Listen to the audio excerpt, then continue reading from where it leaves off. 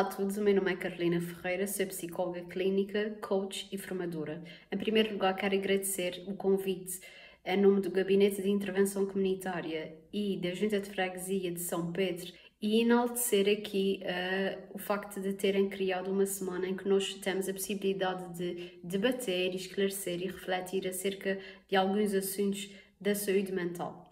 Eu hoje estou cá para vos falar acerca de depressão. Uma doença, sim, uma doença. E nós já chegamos até lá. A depressão tem sido tratada como um estigma. Quantas vezes nós já ouvimos alguém dizer a outro: olha, isto passa, aquela está com depressão, mas são coisas da cabeça dela. Se ela tivesse a minha vida, é que sim, iria ver. Será que nós devemos falar assim com alguém que sofre de depressão? Diria isso a alguém que sofre de doença oncológica: olha, isso já passa. Para que fazer tratamento? Não precisas. Nós não o iríamos fazer, pois não? Então vamos começar aqui a falar um pouco sobre a depressão. Importa referir um pouco os números, para nós percebermos que a depressão tem vindo a ganhar uma prevalência bastante elevada na nossa população. 1 em cada 5 pessoas sofre de depressão a nível nacional. Em termos da nossa região dos Açores, 3 a cada 10 sofre de perturbações psicológicas. E nós, quando falamos de depressão, também estamos aqui a falar de suicídio. E a Organização Mundial de Saúde diz que a cada ano 800 mil pessoas no mundo suicidam-se. E estes são números assustadores. Começamos então por diferenciar a tristeza da depressão. Quantas vezes você já disse assim mesmo: ai, eu estou tão deprimida, que dia tão deprimente? Será que estava deprimido ou estava triste? Provavelmente estaria triste. Estar triste é algo extremamente normal, adaptativo e saudável, apesar de ser extremamente desconfortável. Este desconforto traz-nos a possibilidade de refletirmos acerca de nós, das circunstâncias que nós estamos, e também traz a possibilidade de nós observarmos a situação que nós estamos a vivenciar naquele momento. A tristeza surge através de uma perda. Nós, quando perdemos algo ou alguém, seja uma perda de emprego, a morte de alguma pessoa, uma mudança de país, a quebra de uma relação amorosa ou de amizade, nós poderemos ficar tristes. É normal, é adaptativo. E esta tristeza, o que é que nos alerta? Alerta-nos que naquele momento nós vamos ter que dar uma atenção especializada a nós mesmos. Nós vamos ter que observar o que é que eu sinto, o que é que eu penso, que necessidades é que eu tenho. E esta tristeza, tal como já referi, é perfeitamente normal e é saudável. No entanto, cria-se aqui um alerta quando a tristeza ganha intensidade e parece que nos esmaga ao longo do tempo. Esta sensação de esmagamento, de arrastamento, que se prolongue mais de 15 dias, nós aí já podemos falar de depressão. Depressão é uma doença. E eu volto a repetir, a depressão é uma doença, tal como a diabetes, tal como o AVC, tal como uma doença oncológica.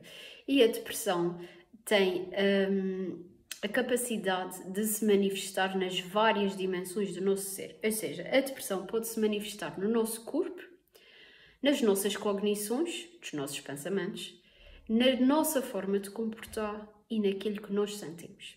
Agora nós vamos esclarecer aqui estas 4 grandes dimensões para nós percebermos que sintomas, que sinais de alerta devemos estar atentos para que entendamos: será que eu estou com depressão? Será que eu devo procurar ajuda? Será que eu estou aqui a caminhar para uma zona mais cinzenta do ponto de vista emocional? Então, vamos juntos nesta viagem. Começamos então por falar do nosso corpo.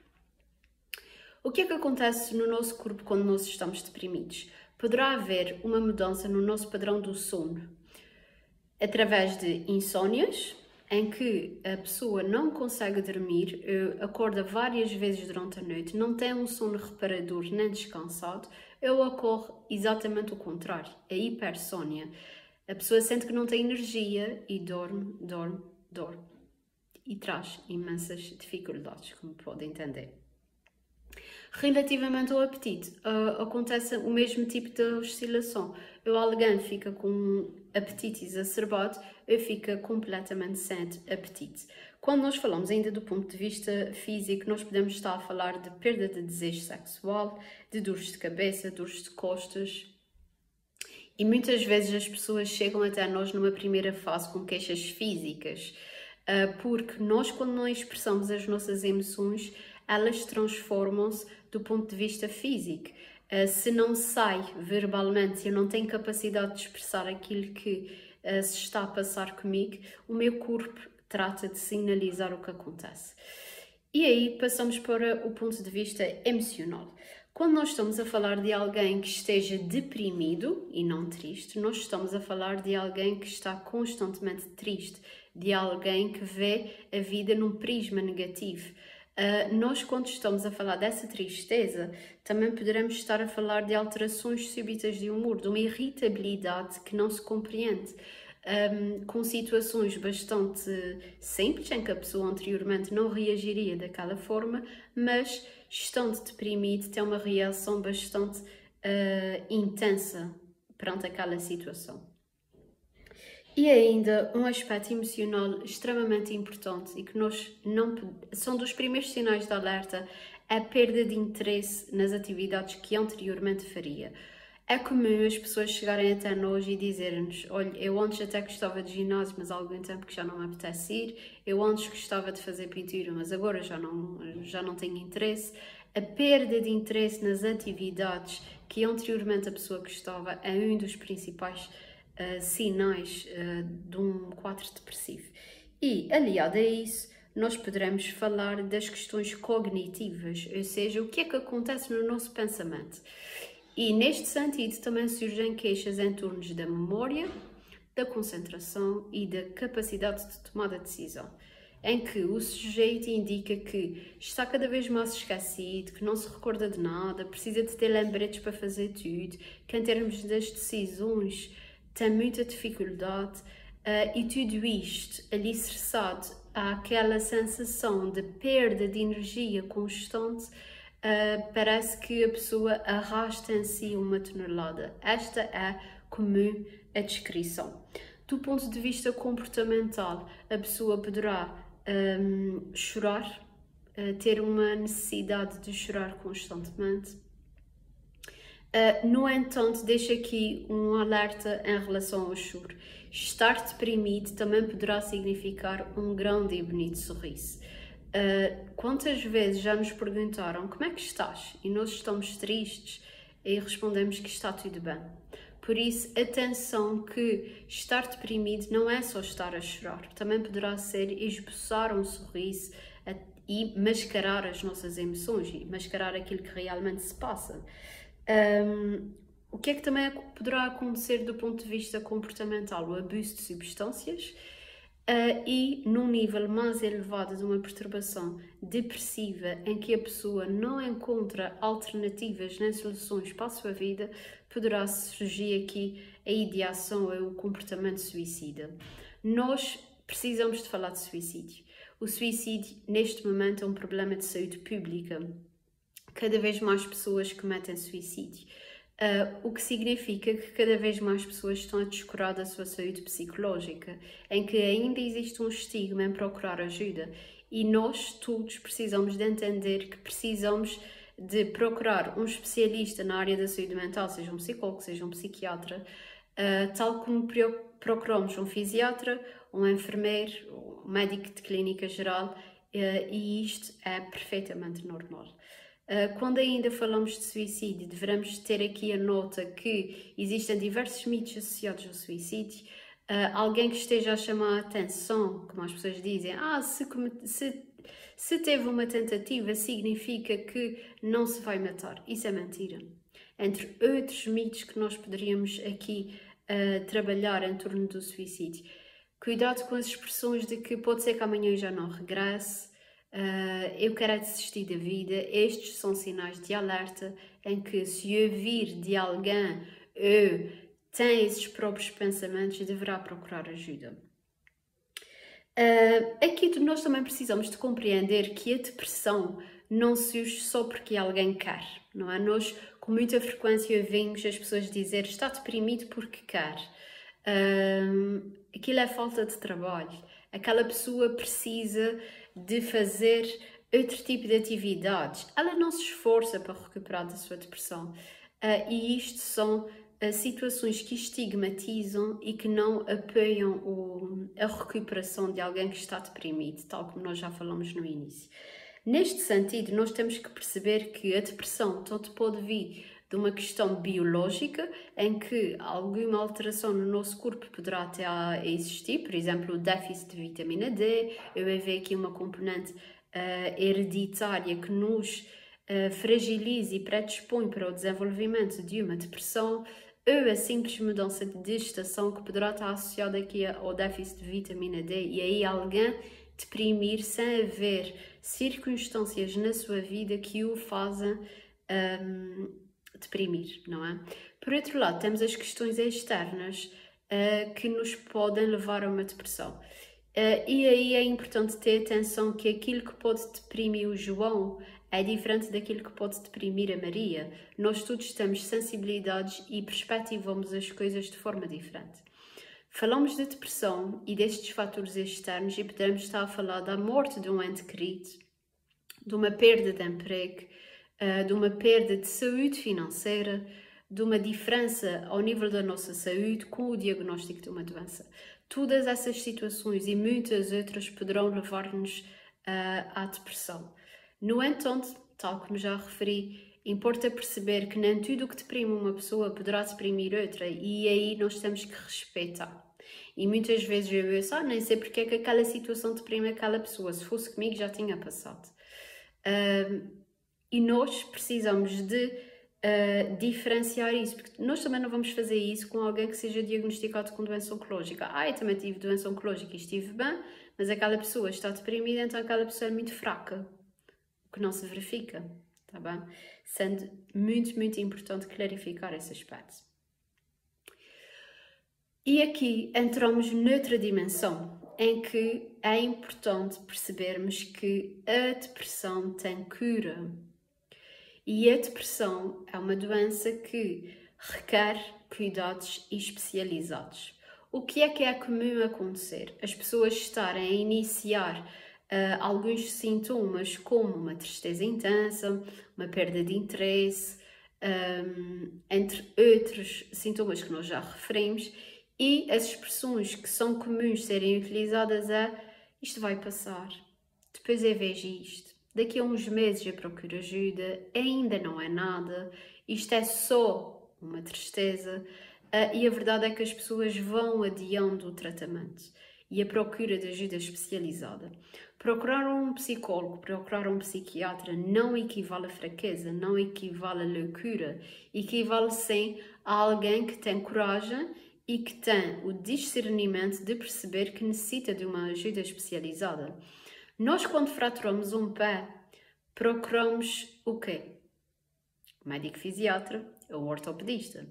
E nem sequer colocamos em causa procurar esses especialistas. E vamos, de uma forma muito simples, ele poderá fazer um raio-x e indicar, olha, o senhor tem uma fratura e é necessário fazer o gesso, que durante X tempo estará com o gesso e posteriormente será necessária fisioterapia. Alguma vez, se lhe dessem essas recomendações, iria negar? Iria cancelar? Provavelmente não. Iria aceitar aquilo que o especialista lhe estaria a dizer. Então, por que não fazemos o mesmo com a nossa saúde mental? Pois, exato, não fazemos o mesmo. Então, vamos procurar essa ajuda e perceber que um tratamento atempado previne que a depressão suba de nível, ou seja, que a depressão se agrave e até corra o risco de se cronificar, ficar crónica. E aqui deixo-vos algumas estratégias de autocuidado para que nós não fiquemos deprimidos. O que é que nós podemos fazer? Em primeiro lugar, tratar as nossas emoções pelo nome. Dizer, eu estou triste, eu estou zangado, eu sinto-me culpado, eu estou alegre. Sermos honestos com as nossas emoções permite que haja uma validação daquilo que efetivamente se passa e também permite que eu identifique o que está acontecendo dentro de mim. Por outro lado, este autocuidado também implica parar, também implica eu perceber que já dei o melhor de mim em determinado aspecto, que já estou talvez a trabalhar demais e que preciso de um tempo de descanso, porque descansar e não fazer nada também é autocuidado, e neste sentido ter sempre aqui a possibilidade de olhar para as nossas notificações internas tal como nós olhamos para o nosso telemóvel. Outro aspecto que tem aqui a ver com o autocuidado é nós praticarmos algumas estratégias que poderão ser aplicadas diariamente, tal como nós aplicamos na higiene física, em que escovamos os nossos dentes, fazemos a higiene física através da toma de banho. E então, o que é que nós podemos fazer que também potencia a nossa saúde mental? Nós poderemos fazer exercício físico, realizar pequenas meditações que nos permitam auto-observarmos. E quando eu faço um exercício de auto-observação, eu estou a perceber quais são as notificações que o meu corpo, que a minha mente, que as minhas emoções estão a transmitir. Nós, quando falamos de autocuidado, também podemos falar do facto de nós, do ponto de vista do pensamento, termos a possibilidade de alterar a forma como nós estamos a pensar. Ou seja, se eu tenho um filtro constantemente negativo, eu tenho maior probabilidade de deprimir. Se eu sou pessimista e vejo o lado negro em tudo, eu tenho maior probabilidade de ficar deprimido. Então, o que é que nós podemos fazer? Podemos trabalhar a questão do ser-se realista e trabalhar a nossa resiliência. Trabalhar o lado positivo e pensar, ok, eu tenho que pensar positivo, poderá ajudar. No entanto, nós também percebemos que só pensar positivo não é suficiente. Durante muitos anos foram dadas estratégias de autoajuda em que pensa positivo e esquece o que está a acontecer de negativo, e isto depois também não é realista. Então, nós precisamos de arranjar aqui um equilíbrio entre, ok, eu estou a passar uma situação desafiante na minha vida, mas está tudo bem, eu vou conseguir ultrapassá-la. E estes pensamentos negativos nós temos que vê-los quase como nuvens, em que eles passam e eles não são reais, não são factuais. E por vezes nós inserimos o nosso CD dos nossos pensamentos e acreditamos neles. E o facto de acreditarmos neles também nos poderá levar aqui a um ciclo negativo. Quando nós falamos de alguém com depressão, nós também temos que estar aqui atentos ao outro lado. Quando eu falo do outro lado, são os familiares de alguém com depressão. E não é fácil lidar com alguém que poderá estar deprimido. E em primeiro lugar, quando nós somos o familiar de alguém que está deprimido, nós devemos, sem dúvida, cuidar de nós próprios. Poderá tornar-se exaustivo quando eu estou constantemente a insistir com alguém para ir fazer um tratamento, para ir procurar ajuda e essa pessoa não quer. Ou seja, se eu sou cônjuge, mãe, pai, tia, irmão de alguém que está com depressão, eu devo, em primeiro lugar, cuidar de mim e tratar do meu balão de oxigênio. Um bocadinho como se diz nos aviões, antes de colocar o balão de oxigênio na criança, coloque no adulto, coloque em si próprio. E aqui é muito importante que as pessoas tenham isso em consideração. Existe, tal como nós já falamos ainda, muita resistência em procurar ajuda especializada. Esta ajuda especializada é fulcral para que o quadro não desenvolva, para que as pessoas sejam vistas atempadamente e aquilo que seria apenas um nó no novelo de lã não se torne um grande emaranhado que nos torna mais fragilizados, mais vulneráveis e com mais dificuldade em resolver a situação. E aqui deixo também uma diferenciação entre aquilo que nós devemos dizer a alguém que está com depressão e aquilo que nós não devemos dizer de forma nenhuma a alguém que está com depressão. E todos nós já podemos ter cometido estes erros, todos nós já tivemos essas falhas, mas também todos nós temos a capacidade de reaprender o que é que nós devemos fazer.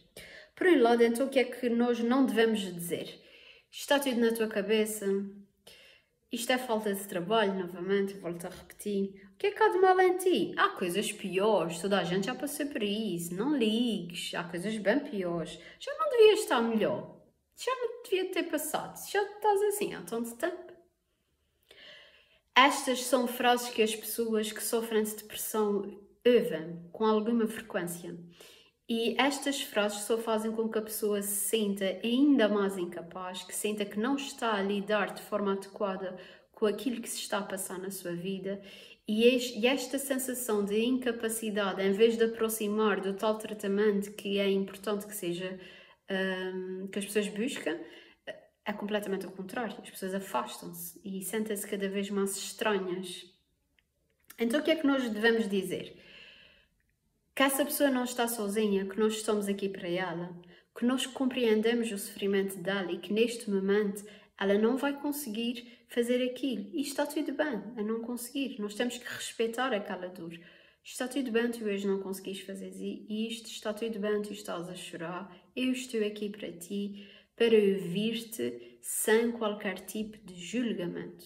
Isto seria essencial que todos nós fizéssemos. E manifestar com frequência à pessoa que és importante para mim, eu gosto de ti, eu estou aqui para ajudar-te, eu estou aqui para ouvir-te e estou aqui também para abraçar-te quando quisesse estar em silêncio. Okay. Por fim, deixo-vos aqui alguns mitos em que nós teremos de ter atenção. Apenas 3, apenas para nós refletirmos um pouco sobre o que é isto da depressão. Então nós já percebemos que tristeza e depressão não são a mesma coisa. Nós devemos dizer se estamos tristes e não utilizar a palavra estou deprimido, porque nós não utilizamos outra expressão em relação a uma doença quando não a temos, não é? Então o que é que nós devemos fazer? Encarar a nossa tristeza, tratá-la por tu e dizer eu estou triste. Diferenciando então a tristeza da depressão. Outro mito associado é que a depressão não tem cura e isto, como nós já vimos, é mentira. A depressão tem cura, deve procurar tratamento de forma atempada e deixar aqui a ressalva que nós não precisamos de estar deprimidos para procurar a ajuda de um psicólogo, tal como não precisamos de ter uma cárie num dente para procurar um dentista e nós vamos fazendo as nossas consultas de rotina. Do ponto de vista da psicologia, nós poderemos procurar um profissional de psicologia para trabalharmos as nossas competências, para desenvolvermos o nosso potencial e criarmos uma vida alinhada com os nossos valores. Outro mito bastante quase enraizado é que a depressão é um sinal de loucura e de fraqueza. E não, nós não estamos a falar de loucura, nós não estamos a falar de fraqueza, nós estamos a falar simplesmente de uma doença que requer atenção. Todos nós percebemos que a depressão é uma doença séria que deve ser respeitada, que deve ser escutada e observada. Não adie a sua procura de ajuda. Se sente triste de forma muito intensa, se sente que desistiu das tarefas que anteriormente gostava, que o seu padrão de sono está alterado, procure ajuda, procure alguém que o escute e que o escute de forma especializada. A depressão não tratada de forma atempada poderá cronificar. Procure a melhor solução para si. Não espere ficar doente para procurar ajuda. E é esta a mensagem que eu deixo. Nós, tal como diariamente fazemos a nossa higiene física, devemos procurar fazer a nossa higiene mental, cuidando de nós, realizando atividades que nos deem prazer, escutando-nos através da meditação e observando-nos, realizando exercício físico, fazendo uma alimentação saudável. Todos esses aspectos são extremamente importantes para que se sinta bem, para que se sinta firme naquilo que quer construir para a sua vida, para construir uma vida com propósito. Cuide de si, cuide da sua saúde. Poderá encontrar-me em www.carolinaferreira.com. Eu estarei cá para ouvir. Muito obrigada.